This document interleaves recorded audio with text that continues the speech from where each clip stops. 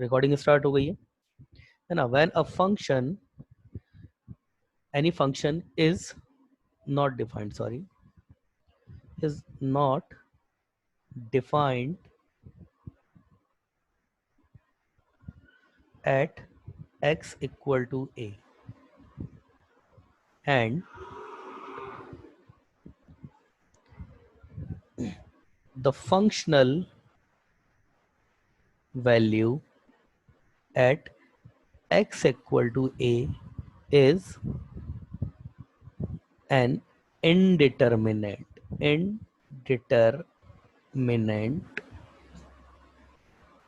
term, then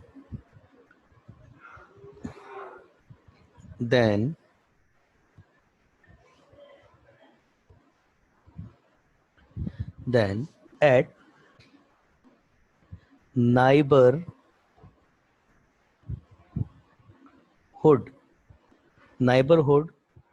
of x equal neighborhood values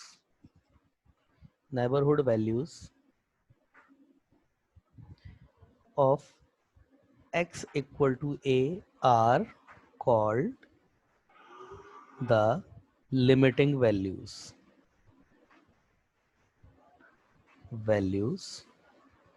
of y equal to f of x for x trending to a.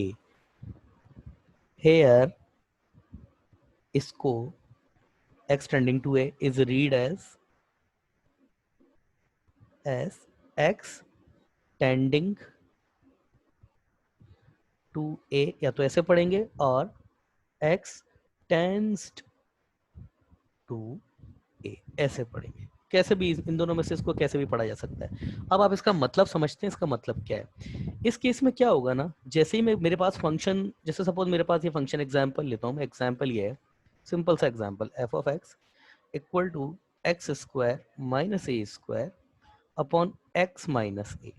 अब मेरे से किसी ने पूछा find limit x tending to a f of x, ये निकालने के लिए का।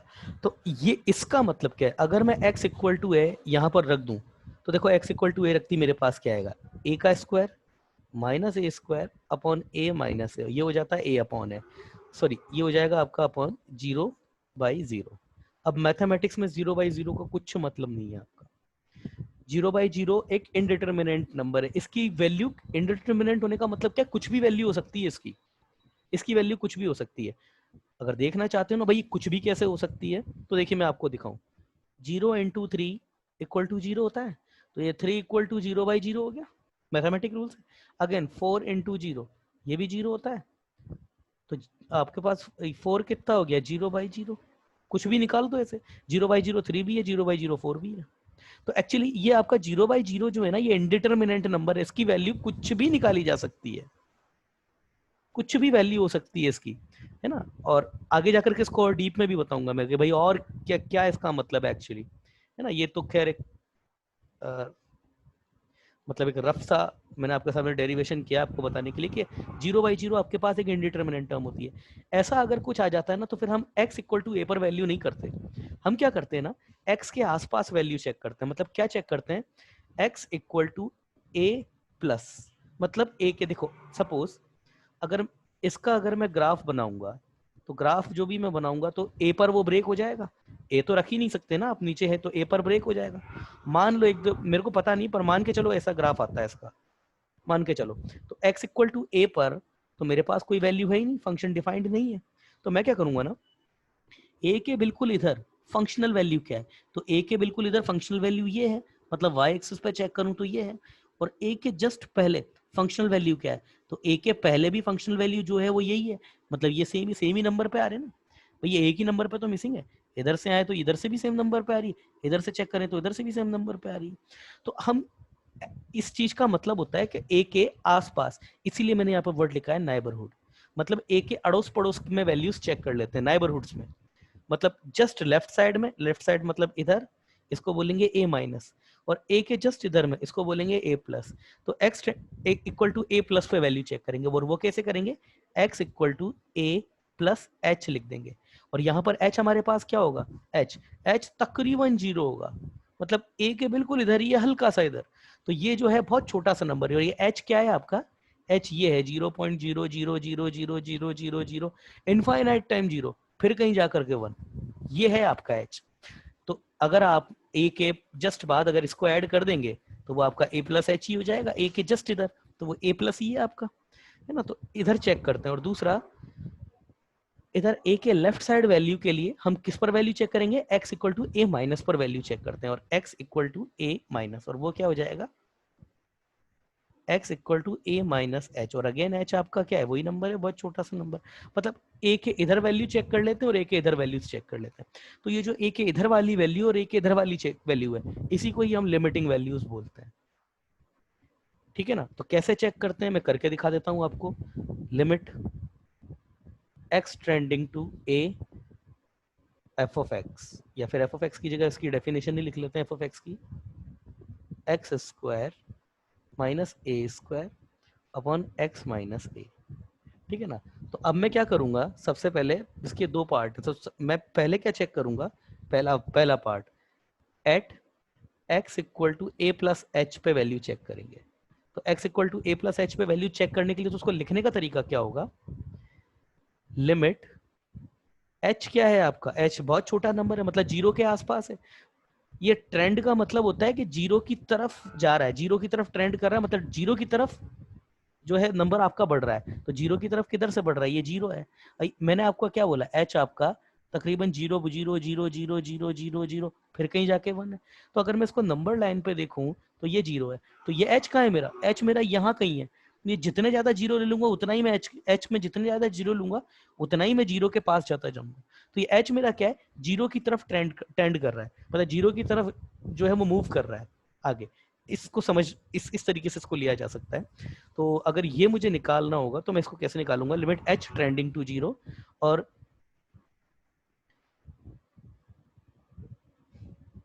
x की जगह क्या रख दूंगा, a प्लस एच। ये at x equal to a plus h रखा ना, तो x की जगह मैं a प्लस एच रख दूंगा इसमें पूरे में। तो ये a प्लस एच का स्क्वायर माइनस a का square upon a plus H minus a। तो ये कितना आएगा मेरे पास, a square H square plus 2ah minus a square upon ऐसे a कैंसिल, ये तो h आएगा वही, लिमिट h ट्रेंडिंग टू 0। तो क्या हो गया, ये गया ये गया, मेरे पास क्या आएगा, लिमिट h ट्रेंडिंग टू 0। तो इधर मेरे पास आएगा h, ये h प्लस 2a, और ये अपॉन में भी h। h मेरा क्या है, h मेरा 0 नहीं है, बहुत छोटा सा नंबर है, कितना भी छोटा नंबर है 0 तो नहीं है ना, तो इसको काटा जा सकता है। ये मेरे पास कितना हो जाएगा, limit h trending to 0 equal to 2a plus h। अब h क्या है मेरा, बहुत छोटा सा नंबर है, तो अगर मैं इसमें देखूं तो 2a प्लस 0.0000, बहुत बार 0 फिर कहीं 1। तो इसको 2a में अगर मैं ये नंबर जोड़ूं तो मेरे पास क्या आएगा, तकरीबन 2a ही आएगा, तकरीबन 2a, इसलिए हम इसको 2a ही बोल देते हैं, ये 2a ही है। ये h जो है इसको तकरीबन 0 कर देते हैं। तो मेरे पास एक लिमिटिंग वैल्यू इधर से तो आ गई। दूसरी अगर मुझे निकालनी होगी at x equal to a minus h, तो वही प्रोसेस दोबारा से, h ट्रेंडिंग टू 0, a की x की जगह a माइनस एच, इसका स्क्वायर माइनस a का square upon a minus h और minus a, limit h trending to 0 a square h square minus 2ah minus a square, और ये upon में मेरे पास माइनस h, ठीक है। ये मेरे पास कितना हो गया, ये a स्क्वायर से a स्क्वायर गया, और ये h square minus 2ah upon minus h। अब मैं h इधर से कॉमन लूंगा, h इधर से कॉमन ले रहा हूँ, लिमिट h ट्रेंडिंग टू 0, तो ये h इधर कॉमन, और ये मेरे पास h माइनस 2a और अपॉन नीचे माइनस 1, और ये h, तो ये h से h गया, ये माइनस 1 ही तो बचेगा। मेरे पास कितना हो गया, लिमिट h ट्रेंडिंग टू 0, ये माइनस 1 इसको फ्लिप कर देगा, 2a माइनस h। तो ये मेरे पास कितना है, 2a माइनस 0.0000, फिर कहीं जाके 1, तो इसको नेग्लिजिबल मान लेते हैं, और इसको आंसर क्या होगा, तकरीबन 2 है, इसको 2a ही बोल दिया जाता है। तो देखिए इसकी लिमिटिंग वैल्यू जो है हमने लेफ्ट हैंड साइड पे भी निकाल दी, मतलब लेफ्ट हैंड साइड पे भी निकाल दी और राइट हैंड साइड पे भी निकाल दी, तो दोनों हमने लिमिटिंग वैल्यू निकाल दी। तो ये होता है लिमिटिंग कंसेप्ट आपका। ठीक है, आगे देखते हैं थोड़ा सा, इसको अच्छे से और समझते हैं इसको थोड़ा, है ना। इसको और अच्छे से अगर देखना चाहते हो तो जैसे सपोज मैं एक एग्जांपल लेता हूं आपके सामने, f of x equal to x square minus का 4 अपॉन एक्स माइनस 2। अब अगर मैं इसको ऐसे भी तो लिख सकता हूँ एक्स माइनस 2 और ये x plus 2 upon x minus 2। अब अगर मैं देखो x को मैं कुछ भी रखूं यहाँ पे, मैं इसको 4 रखूं, 5 रखूं, 6 रखूं, x को कुछ भी रखूं, तो ये नंबर तो अलग है और यहाँ से जो आएगा यहाँ से जो आएगा वो कैंसिल हो जाएगा। मगर प्रॉब्लम किस पे है, x आपका 2 नहीं होना चाहिए, तो यहाँ पर x तो वैसे भी 2 नहीं हो सकता क्योंकि डिनोमिनेटर में आ रहा है। तो फॉर एवरी अगर मैं बोलता हूँ कि x मेरा 2 नहीं है, तो फिर मैं इसको काट सकता हूँ, क्योंकि जब x अगर 2 है ही नहीं तो ये 0 नहीं होगा कभी भी, तो ये 0 नहीं होगा, तो ये भी 0 नहीं होगा, तो ये भी 0 नहीं है, ये भी 0 नहीं है, तो फिर ये कुछ भी फाइनाइट नंबर हो तो फिर तो ये कैंसिल हो सकते हैं। तो एफ ऑफ एक्स मैं क्या लिख सकता हूँ इनको, x plus 2 for every x जो है मेरा 2 नहीं है। अब मैं इसका ग्राफ बनाता हूँ, तो देखिए इसका ग्राफ बनाने में आप लोग अगर ग्राफ बनाएंगे तो क्या गलती करेंगे इसमें, इसका ग्राफ कैसे बनेगा, y equal to x plus 2 की लाइन है ये, तो अगर इसको लाइन को बनाएंगे तो आप सब जानते हैं ये लाइन कुछ ऐसी आएगी आपके पास, ये आपके पास यहाँ -2 है और ये आपके पास 2 है। अब आपने यहाँ पे गलती क्या करी ना, यहाँ पर 2 है, आपने इसको 2 पर भी डिफाइंड कर दिया। देखिए 2 पर ये वैल्यू, आपके हिसाब से ये 2 पर कितना दे देगा यहाँ पे 4, जबकि आपका x इक्वल टू 2 नहीं है। तो अब अगर 2 नहीं है तो कैसे बनाए इसको, आपको बनाना ऐसे पड़ेगा इसको, यहाँ तक तो बना लीजिए कोई समस्या नहीं है, ये यहाँ पे आपको होलो करना पड़ेगा, फिर ये आगे क्यों, x इक्वल टू 2 आपका है ही नहीं डोमेन में। अब यहाँ से समझिए आपके पास, अच्छा ये जो होलो सर्कल आ रहा है, x इक्वल टू 2 पर वैल्यू क्या होनी चाहिए थी 4, और 4 लेगा ही नहीं कभी भी, क्यों, क्योंकि यहाँ पर 2 नहीं है तो ये 4 भी नहीं आएगा कभी भी। अब आप लिमिटिंग कंसेप्ट जो हमने देखा, limit x trending to 2 plus x square minus 4 upon x minus 2, इसका मतलब यहाँ ग्राफ से समझिए आप, 2 प्लस का मतलब क्या है, ये 2 है, 2 पर आप इधर की तरफ से अप्रोच करो, इधर से, तो जब आप इधर हैं तो अगर इस पॉइंट से आ रहे हैं तो इस पॉइंट पर फंक्शन आपका वैल्यू क्या है, यहाँ पर है। आप जैसे जैसे और पास आए तो ग्राफ पे आप और पास आए, और पास आए इधर भी पास आए, तो जैसे जैसे मैं एक्स एक्सिस पे यहाँ पे जाऊंगा तो ग्राफ पे मैं इधर इस पॉइंट पे आऊंगा। सिमिलरली अगर इधर से मैं एक्स एक्सिस पे इधर से आता हूँ तो इन नंबर के रिगार्डिंग ग्राफ पे मैं किधर किधर की तरफ मूव कर रहा हूँ, इस पॉइंट पे मूव कर रहा हूँ। तो अगर मैं 2 पर राइट हैंड साइड से आ रहा हूँ तो ग्राफ पे मैं कौन से नंबर पे अप्रोच कर रहा हूँ, 4 पे अप्रोच कर रहा हूँ, इसी होलो सर्कल पे ही तो अप्रोच कर रहा हूँ, ये होलो सर्कल क्या है 4 है, तो इधर से आ रहा हूँ तो भी 4 पे अप्रोच कर रहा हूँ, इधर से आ रहा हूँ तो भी 4 पे अप्रोच कर रहा हूँ। तो यहाँ पे जो अप्रोचिंग वैल्यू है, अगर मैं 2 की तरफ से आ रहा हूँ तो वो मेरे पास क्या गई 4, देखते ही बता दिया यहाँ पे बिना कोई मेहनत करे, और कर भी लोगे तो भी आंसर वही आएगा। और इधर से अगर मैं limit x trending to 2 minus x square minus 4 upon x minus 2, या 2 माइनस, ये -2 नहीं है, ये है 2 माइनस, मतलब 2 से थोड़ा सा छोटा, 2 से थोड़ा सा छोटा, उसको लिखने का तरीका ये होता है, ये जो 2 माइनस है ना, ये आपका तकरीबन 1.9999 इनफाइनाइट टाइम 9, ये है आपका 2 से बिल्कुल थोड़ा सा छोटा, ऐसे लिखा जाता है इसको। तो अगर मैं 2 से थोड़े से छोटे के लिए, मतलब 2 से थोड़े से इधर के लिए वैल्यू देखूंगा, तो ये वैल्यू मेरे पास इधर से अगर मैं आता हूँ तो ग्राफ पे मैं कहाँ जा रहा हूँ 4 पर, ये भी मेरे पास 4 है।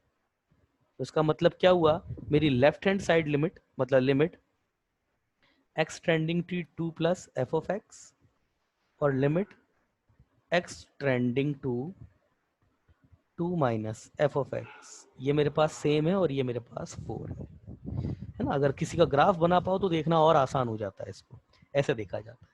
चलिए आगे देखते हैं, ठीक है। इफ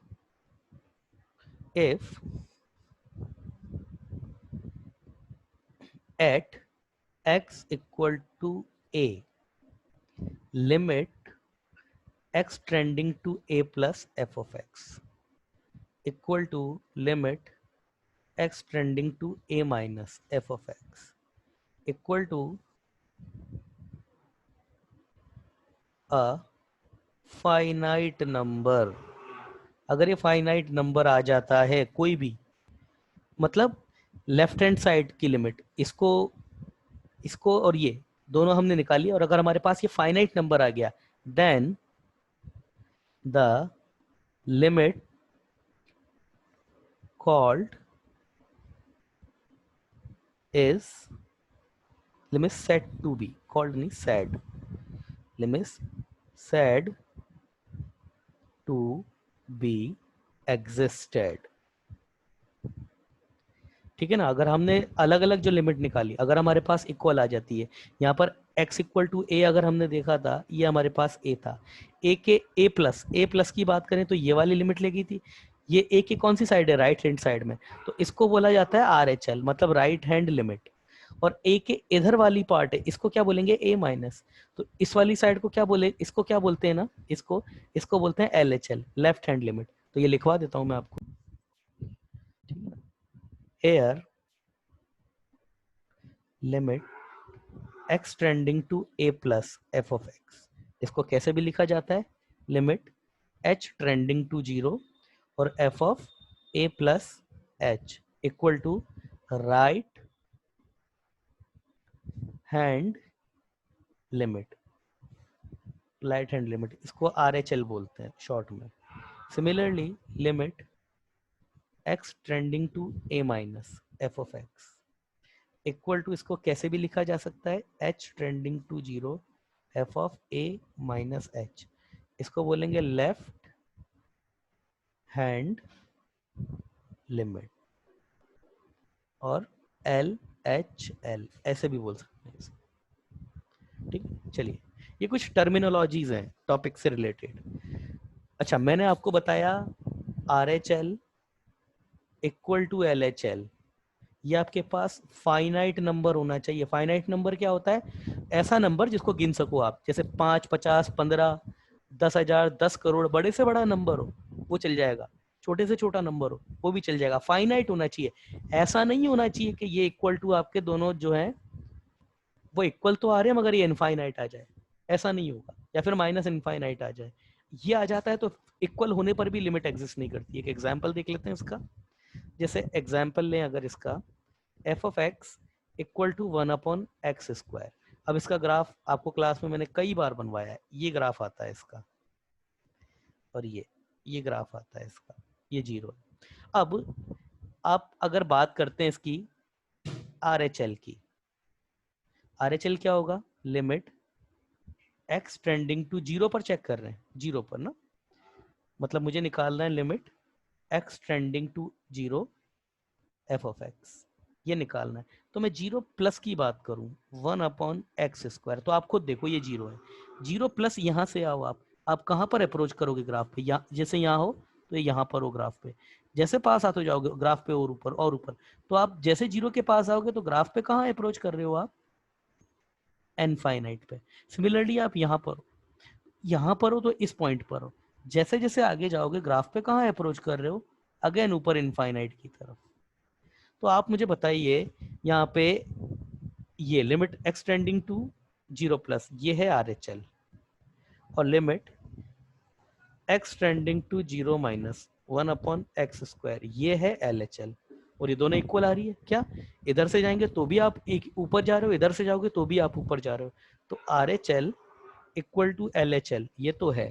तो क्या इसकी लिमिट एग्जिस्ट है या नहीं है, मतलब मैं क्या बोलूं, लिमिट एग्जिस्टेड और डज नॉट एग्जिस्टेड, बताइए इन दोनों में से ई और डी एन ई क्या है, लिमिट एग्जिस्ट करेगी या नहीं करेगी, प्लीज रिप्लाई कीजिए। इन दोनों की लिमिट एग्जिस्ट करेगी या नहीं करेगी, रिप्लाई कीजिए प्लीज। एक बच्चे का मैसेज आया है, संकेत का मैसेज नहीं, निखिल का मैसेज आया है, यस निखिल कह रहा है कि भाई हाँ सर इसकी लिमिट एग्जिस्ट करेगी। तो एक ही बच्चे का रिप्लाई कैसे आ रहा है, आप बताइए लिमिट एग्जिस्ट करेगी या नहीं करेगी। एक और बच्चे का मैसेज आया है, नहीं करेगी। सही बोला है भाई संकेत, आपने सही बोला है, और वो जो दूसरा बच्चा था उसका नाम था निखिल। निखिल देखिए आप, मैंने आपको क्या कहा था आप समझिए, R H L equal to L H L, यह आपका फाइनाइट नंबर होना चाहिए, केवल इक्वल होने से मतलब नहीं है, फाइनाइट नंबर होना चाहिए, ठीक है ना। आप इधर अप्रोच कर रहे हो, आप ऊपर इनफाइनाइट पे जा रहे हो, इधर अप्रोच कर रहे हो इनफाइनाइट पे जा रहे हो, तो yes R H L equal to R H L equal to L H L है तो सही, है तो सही, LHL है तो सही, पर ये इनफाइनाइट है, और इनफाइनाइट से पहले इक्वल भी नहीं लिखा जाता, ये ट्रेंडिंग टू इनफाइनाइट है। तो इनफाइनाइट है तो फिर ये आपके पास फाइनाइट नंबर नहीं है ना, तो इसकी लिमिट एग्जिस्ट नहीं करेगी। क्लियर है निखिल? क्लियर है आपको? इसीलिए मैंने एग्जांपल दिया आपको, ठीक है ना। तो क्या है मेरे पास, RHL equal to LHL। Nikhil clear है आपको? Trending to infinite, so limit does not exist DNE, ठीक है ना। अगला क्वेश्चन देखते हैं एक और, y या फिर f(x) ही ले लीजिए, 1/x, यही सही है। इसका ग्राफ देखिए आप, ये ऐसे आता है और इधर से ऐसे आता है।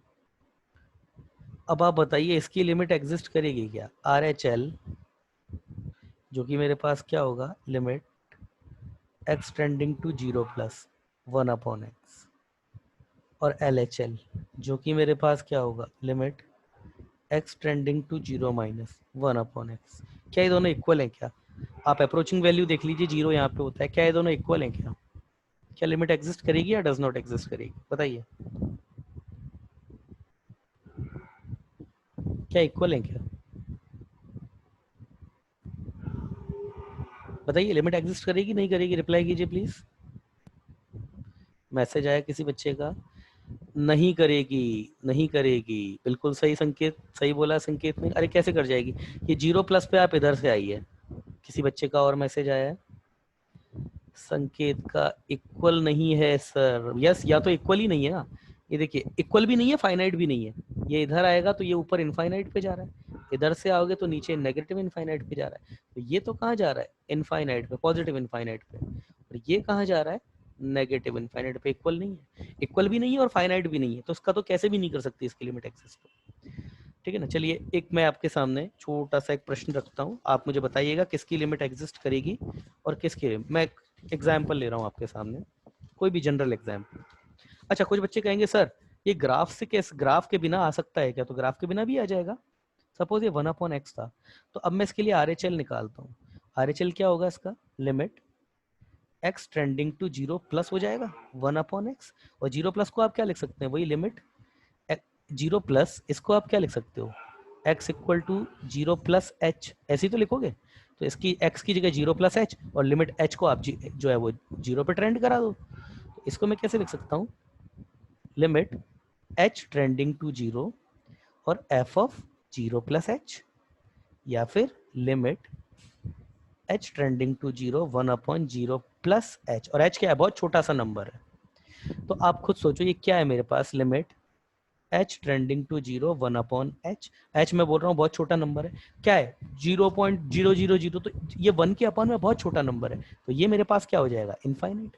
सिमिलरली LHL अगर निकालूं, limit h trending to 0 f of 0 minus h, ये कितना हो जाएगा, limit h trending to 0 1/0 minus h, limit h trending to 0, ये -1/h, और h क्या है, बहुत छोटा नंबर है, तो ये कितना हो जाएगा, नेगेटिव इनफाइनाइट।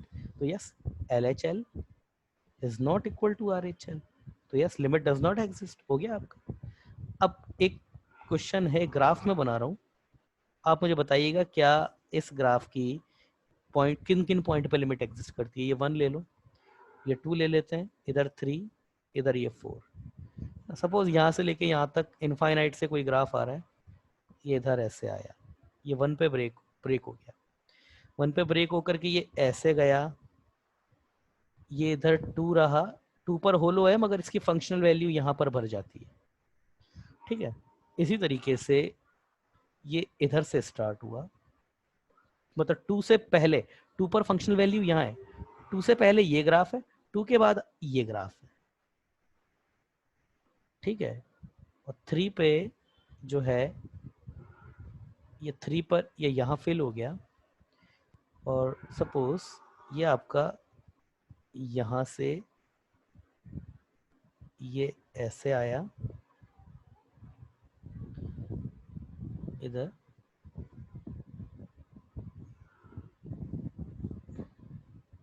ये 4 को एसिम्प्टोट कर देते हैं, ये 4 के बाद ये ऐसे आया, ये इधर यूं गया ऊपर, और इधर से फिर ये ऐसे। ठीक है, ये आपका कोई भी ग्राफ होगा, y equal to f of x, कोई भी ग्राफ है, limit x trending to 1 f of x, limit x trending to 2 f of x, limit x trending to 3 f of x, और finally limit x trending to 4 f of x. Yes, बताइए कौन x, मतलब x किसके लिए e आएगा, मतलब exist आएगा, और किसके लिए डज नॉट एग्जिस्ट आएगा, बताइए।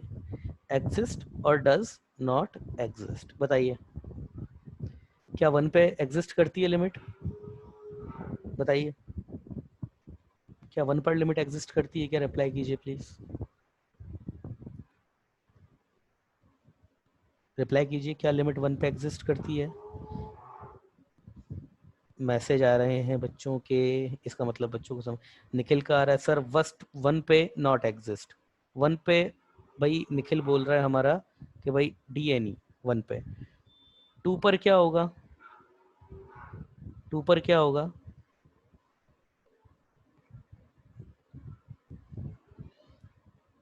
हाँ भाई एक का ही मैसेज आया, 1 पर डज नॉट एग्जिस्ट बता रहा है, और मैसेज आ रहे हैं बच्चों के एग्जिस्ट। आप अच्छा 2 पर एग्जिस्ट बोल रहे हो आप, चलिए 2 पर एग्जिस्ट हो गया, 3 पर,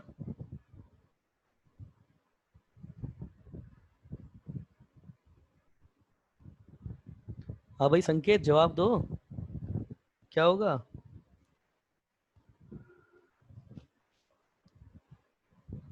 आप बोल के भी बता सकते हो, माइक ऑन करके बोल के बता सकते हो, ऐसा नहीं है। 1 2 3 पर एग्जिस्ट, संकेत ने तो बहुत अलग बात बोल दी, संकेत बोल रहा है 1 2 3 पर, और निखिल बोल रहा है सर 3 पर एग्जिस्ट करेगी। समझ में नहीं आया भाई निखिल यार आपकी बात मुझको, कैसे आप जवाब दे रहे हो। चलिए 4 पर नहीं करेगी, संकेत का है, चलिए 4 पर नहीं करेगी, तो चलिए पहले तो मैं इसकी बात करता हूँ। ये हमारा जो निखिल है, भाई निखिल आपने कहा 1 पर एग्जिस्ट नहीं करेगी, चलिए 1 पर अगर एग्जिस्ट नहीं करेगी तो देख लेते हैं, अप्रोचिंग वैल्यू देख लेते हैं, ये 1 है, 1 पे मैं ऊपर गया तो 1 पे मेरे पास कुछ भी नहीं है, फंक्शनल वैल्यू नहीं है मेरे पास।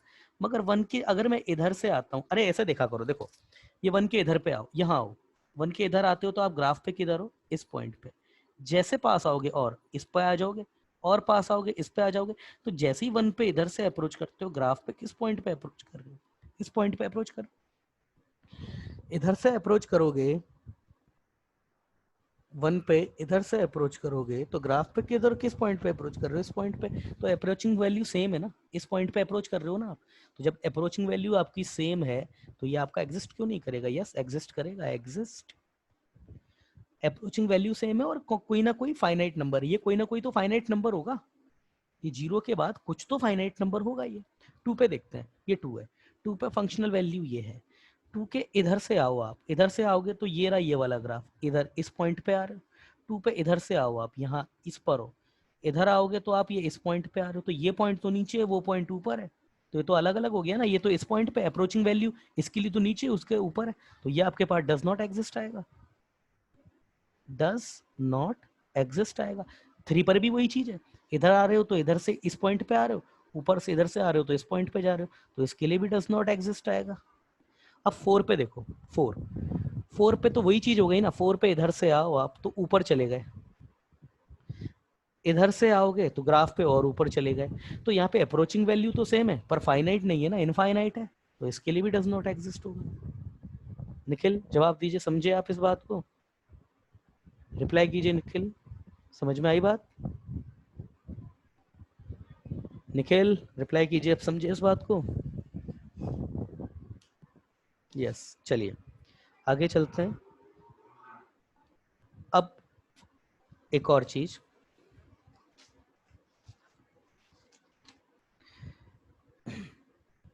The functional value of y equal to f of x at x equal to a have no relation, ध्यान दीजिएगा, no relation with limiting values for x tending to a, function may or may not be defined at x equal to a. मतलब क्या है कि x equal to ए पे आपको limit निकालनी है, तो उसका x इक्वल टू ए पर फंक्शनल वैल्यू से कुछ, फंक्शनल वैल्यू क्या होता है, मैं बोलता हूँ ये मेरे पास फंक्शन है y equal to f of x, तो at x equal to a पर एफ ऑफ एक्स मेरा, y मेरा कितना हो जाएगा, एफ ऑफ ए, यही मेरे पास फंक्शनल वैल्यू होती है। तो ये क्या बोल रहा है ना यहाँ पे कि फंक्शनल वैल्यू का लिमिटिंग वैल्यू से कुछ लेना देना नहीं है। इवन फंक्शन तो डिफाइंड हो या ना हो x इक्वल टू ए पर, इससे भी फर्क नहीं पड़ता। तो देख लेते हैं, सपोज ये a है, मैं मानता हूँ यहाँ पर मेरे पास ये यहाँ पर फंक्शन डिफाइंड है ये, और मैं बोल रहा हूँ ये मेरे पास दूसरा नंबर b है, ये b पर यहाँ होलो आ गया, ये यहाँ पे डिफाइंड है, इधर देखो। तीसरा पॉइंट मेरे पास c है, ये यहाँ से होलो हुआ, यहाँ पे डिफाइंड हुआ, ये ऐसे, और ये तीसरा नंबर मेरे पास ये डी है, ठीक है ना, ये इधर ऐसे और ये ऐसे, ये इधर डिफाइंड हुआ ये डी, और ये यहाँ पे ये। अब देखो आप, यहाँ x इक्वल टू ए पे अगर मैं लिमिटिंग वैल्यू निकालूं तो ये मेरे पास a पर फंक्शन तो डिफाइंड है, लिमिटिंग वैल्यू निकालूंगा तो यहाँ पर भी यहाँ पे आ रहा हूँ, इधर भी इधर पे आ रहा हूँ, तो इसकी लिमिटिंग वैल्यू एग्जिस्ट करेगी। इधर बात करूँ, यहाँ पर फंक्शन मेरा देखो, यहाँ तो ब्रेक हो गया, मगर ये फंक्शनल वैल्यू यहाँ ऊपर आ गई, मतलब फंक्शनल जो फंक्शन की अगर बी पर मैं वैल्यू बताऊं तो वो इस ग्राफ पर नहीं है वैल्यू, वो अलग से पॉइंट डिफाइंड है यहाँ पे। तो ये मेरा फंक्शन जो है वो यहाँ पर स्मूथ नहीं है, ऊपर डिफाइंड है। अगर लिमिटिंग वैल्यू की बात करूँ तो ये देखो, ये यहाँ पर ये आ गया, यहाँ पर ये आ गया, एक ही जगह लिमिटिंग वैल्यू अप्रोच कर दिया तो इसकी भी एग्जिस्ट कर गई। यहाँ पर मेरा जो ग्राफ है वो डिफाइंड ही नहीं है, फंक्शनल वैल्यू निकालूं तो ये इसकी नीचे आ गई, और सॉरी लिमिटिंग वैल्यू निकालूं तो इसमें फंक्शनल वैल्यू है ही नहीं, लिमिटिंग वैल्यू ऊपर नीचे, तो इसकी डज नॉट एग्जिस्ट है। और यहाँ निकालूं तो यहाँ पर भी सीन ऐसा ही है, मगर इधर यहाँ ऊपर डिफाइंड है फंक्शन, और फंक्शनल वैल्यू निकालूं, सॉरी लिमिटिंग वैल्यू निकालूं तो इधर से नीचे है, इधर से ऊपर है, तो इसके लिए डज नॉट एग्जिस्ट। तो आप देखिए x इक्वल टू, देखिए b पर यहाँ फंक्शन डिफाइंड है, लिमिट एग्जिस्ट कर गई, यहाँ पर फंक्शन डिफाइंड है, लिमिट एग्जिस्ट कर गई, मगर यहाँ फंक्शन डिफाइंड नहीं है, फिर भी लिमिट एग्जिस्ट नहीं करी, और यहाँ मेरे पास फंक्शन जो है वो डिफाइंड नहीं है, लिमिट एग्जिस्ट नहीं करी। एक और पॉइंट ले लेते हैं आपका, सपोज ये मेरे पास पॉइंट ई है, ये यहाँ पर ये लो, ये हो गया। अब अगर यहाँ बात करूं तो देखिए यहाँ पर मेरा ई पर फंक्शन ही डिफाइंड नहीं है, यहाँ पर ई पर मेरा फंक्शन ही डिफाइंड नहीं है, मगर लिमिट फिर भी एग्जिस्ट कर गई, यहाँ पर एग्जिस्ट हो गई लिमिट। तो देखिए फंक्शनल वैल्यू का डिफाइंड होना या ना होना, लिमिट के डिफाइंड होने या ना होने से कोई रिलेशन नहीं है इसका। अगर आपका x इक्वल टू किसी पॉइंट पर फंक्शन डिफाइंड है तो भी लिमिट एग्जिस्ट कर सकती है, देखो फंक्शन डिफाइंड है तो भी लिमिट एग्जिस्ट कर सकती है, फंक्शन डिफाइंड है लिमिट एग्जिस्ट कर सकती है, इवन फंक्शन डिफाइंड नहीं है तो भी लिमिट एग्जिस्ट कर सकती है। ई पर फंक्शन ही डिफाइंड नहीं है, लिमिट एग्जिस्ट कर गई, फंक्शन डिफाइंड नहीं है, लिमिट एग्जिस्ट नहीं करी। तो फंक्शन के डिफाइंड होने या ना होने से लिमिटिंग वैल्यू का कोई लेना देना नहीं है, पहले ये बात गांठ बांध लेना, बहुत इंपॉर्टेंट पॉइंट है ये, ठीक है, ये अच्छा पॉइंट है, इसको याद रखिएगा। अगला आप बताइए, और दूसरा एक और छोटी सी बात, limit x trending to a वैसे समझ में आ गई होगी, इसका मतलब f ऑफ a नहीं होता है। ऐसा नहीं है कि आपसे ये पूछा कि आप a पर वैल्यू चेक करके बता दो, ये गलत है, ऐसा नहीं होता है, ठीक है ना, वही ये लिमिटिंग वैल्यू है, ये फंक्शनल वैल्यू है। आगे एग्जाम्पल, f ऑफ x, ये है मेरे पास G I F of x, and एक है मेरे पास जी एक्स, ये है मेरे पास फ्रैक्शनल पार्ट ऑफ एक्स। इसके ग्राफ दोनों के मैंने पढ़ाए हुए हैं आपको, तो आप बताइए limit x trending to one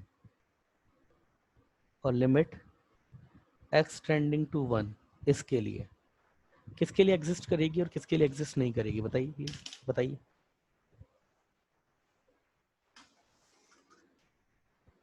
बताइए।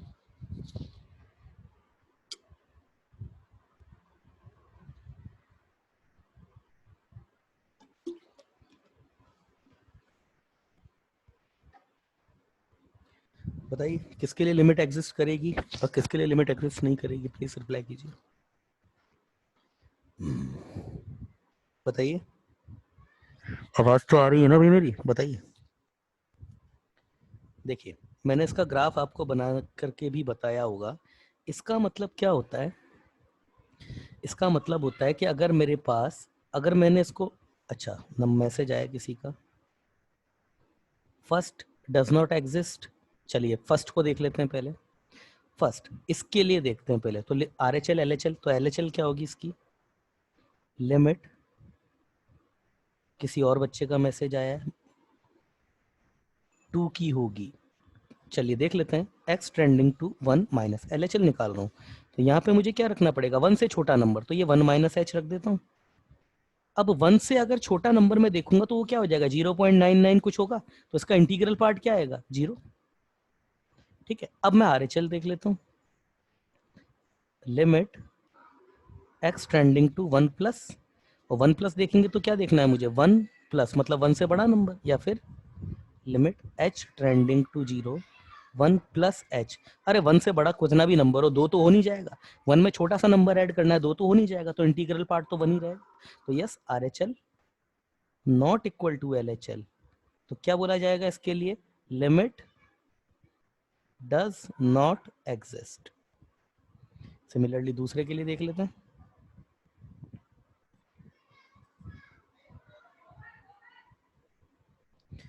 ये है आपके पास limit x trending to 1 G I F और फ्रैक्शनल पार्ट ऑफ एक्स, तो इसके लिए R H L limit x trending to 1 plus x, या फिर इसको कैसे दिखा जाएगा, limit h trending to 0 1 plus h. 1 से थोड़ा सा बड़ा नंबर, ग्राफ देखिए आप फ्रैक्शनल पार्ट ऑफ एक्स का, ये 0, ये 1, क्या सा आता है ये 1 पे, ये 1 पर ये आता है, 1 पे होलो आ जाता है, उसके बाद ये 2 आता है, 2 पर फिर से ये होलो आ जाता है, तो ये 1 है, 1 के बाद 1 प्लस पे ये 1, 1 पे 1 है, 1 के जस्ट बाद देखेंगे तो ये 0 हो जाता है, तो ये कितना हो गया आपका 0। सिमिलरली अब अगर मैं एल एच एल निकाल लूँ इसका, मतलब limit x trending to 1 minus पर वैल्यू चेक करनी है, तो ये है 1, 1 माइनस, ये आपका कहाँ अप्रोच कर रहा है, 1 माइनस, ये ग्राफ यहाँ पर, ये देखिए 1 माइनस पे कहाँ अप्रोच कर रहा है, 1 पे अप्रोच कर रहा है ना। आपको अगर ऐसा लगता है तो ऐसे देखो, ये बहुत छोटा सा सर्कल होता है, ये इतना छोटा सा सर्कल होता है ये ऐसे। अब अगर मैं 1 माइनस पे इधर से आऊं और इधर से जाऊं तो ये किस पर अप्रोच कर रहा है, 1 पे जा रहा है, होलोक सर्कल के पास ही जाएगा, तो ये मेरे पास कितना है, तकरीबन 1, कितना हो गया ये, L H L not equal to R H L. Again limit does not exist. Clear है भाई, क्लियर है, समझ में आई बात, समझ में आई बात, रिप्लाई करो भाई। संकेत को तो समझ में आ गई, निखिल आपको समझ में आई बात, निखिल समझ में आई बात आपको, निखिल शायद मेरी बात सुन नहीं पा रहे हैं, निखिल, निखिल समझ में आई, यस समझ में आ गया उसको भी। चलिए आगे देख लेते हैं, कुछ एक आध और छोटे छोटे एग्जाम्पल दिखते हैं इसके। चलिए note, if at x equal to a, at equal to any function y equal to f of x gives any 7 indeterminate, any one, any one indeterminate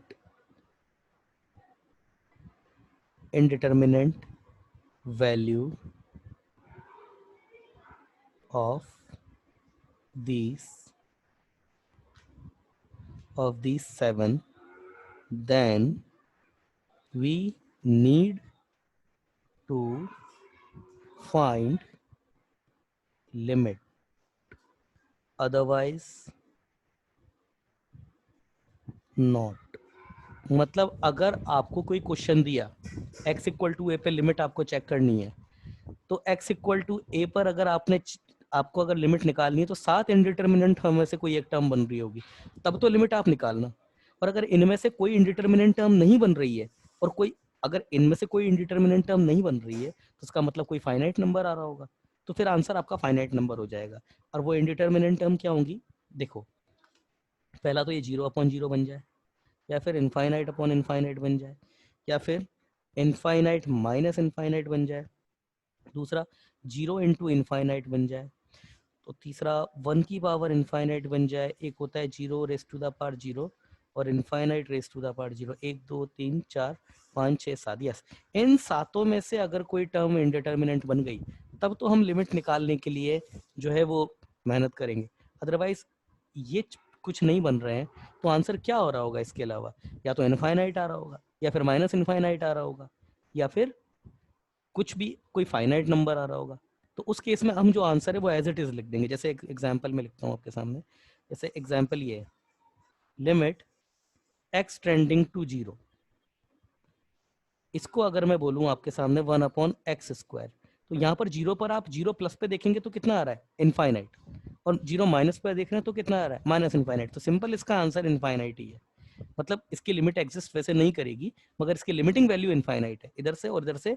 right right hand पे लिमिटिंग वैल्यू इनफाइनाइट, और left hand पे भी जो limiting value है वो infinite. Suppose दूसरा कोई example अगर कोई ऐसे आ जाता है, जैसे वैसे ऐसे क्वेश्चन आते नहीं है, मगर ये 2 है और ये x² + 5 अपॉन x-1, ये आपसे limiting value x equal to 2 पे रखी, तो आप 2 पर चेक करो वैल्यू क्या आ रही है। 2 पर जैसे ही आप चेक करोगे x इक्वल टू 2 पर, तो ये आपका आएगा 4 + 5 अपॉन 1, तो ये आंसर 9 है। तो सिंपल आप लिमिटिंग वैल्यू 9 लिख दो यहाँ पे, ये इक्वल टू 9 है। क्यों, क्योंकि इन सातों में से कुछ बन ही नहीं रहा ना। अब सातों में से कैसे बनता होगा, तो वो देखिए ऐसे बनता है। एक तो मैंने अभी आपको एग्जाम्पल दिया था, limit x tending to 2 x² - 4 upon x-2, ये देखिए 0/0 बन गया। तो इसकी लिमिटिंग वैल्यू निकालनी पड़ेगी। एक तरीका तो मैंने बता ही दिया निकालने का, और भी कई तरीके हैं, तो सारे तरीकों को हम पढ़ेंगे, मगर लिमिटिंग वैल्यू तब निकालेंगे जब इन सात में से कोई एक टर्म बन रही होगी। अब प्रश्न ये उठता है कि सर ये इनफाइनाइट अपॉन इनफाइनाइट, ये इनफाइनाइट अपॉन इनफाइनाइट, ये इनफाइनाइट क्यों नहीं हो जाता, या आप इसको इनडिटर्मिनेंट टर्म, क्या भाई इंडिटर्मिनेंट टर्म क्या होती है, जिसकी वैल्यू आप लिख ही नहीं सकते। जैसे ये था ना, इसकी वैल्यू 4 5 6 7 कुछ भी हो जाएगी, इसकी भी वैल्यू कुछ भी हो जाएगी। कैसे, सपोज ये इनफाइनाइट है, ये इनफाइनाइट, अगर ये इनफाइनाइट इस इनफाइनाइट से बड़ा हो गया, बहुत बड़ा हो गया, तो ये इनफाइनाइट पे चला जाएगा। अगर डिनोमिनेटर का इनफाइनाइट ज्यादा बड़ा हो गया तो ये 0 की तरफ चला जाएगा। अगर ये दोनों तकरीबन बराबर है तो ये 1 पे चला जाएगा। अगर ये इस, अब आप कहेंगे सर हमको कैसे पता पड़ेगा, वो सब क्वेश्चन में जब दिया जाएगा ना सारे तरीके आगे आ जाएंगे। अगर सपोज ये आपके पास 50 करोड़ है और ये आपके पास में 100 करोड़ है, तो सीधा कैंसिल होकर के कितना आ जाएगा, 2 आ जाएगा। तो ये इन दोनों पे डिपेंड करेगा ये वैल्यू कहाँ पुश होगी। सिंपली यहाँ पे ये अगर बड़ा है तो ये नेगेटिव की तरफ ले जाएगा, अगर ये बड़ा है तो आंसर पॉजिटिव की तरफ आ जाएगा, दोनों बराबर है तो 0 आ जाएगा। अगर सपोज ये आपके पास में 50,000 करोड़ है, ये 50,000 करोड़ प्लस 2 है, तो आंसर 2 आ जाए। तो ये सारी टेक्निक हम सीखेंगे कि भैया आंसर कैसे निकाला जाता है, मगर ये 7 इंडिटर्मिनेंट टर्म आपको याद रखनी है। जब तक इन 7 में से कोई एक इंडिटर्मिनेंट टर्म नहीं बनेगी हम लिमिटिंग वैल्यू नहीं निकालेंगे। ठीक है, ठीक है, चलिए इसके आगे कल देखते हैं आप। Thank you guys. किसी को बुक चाहिए तो बता दीजिएगा।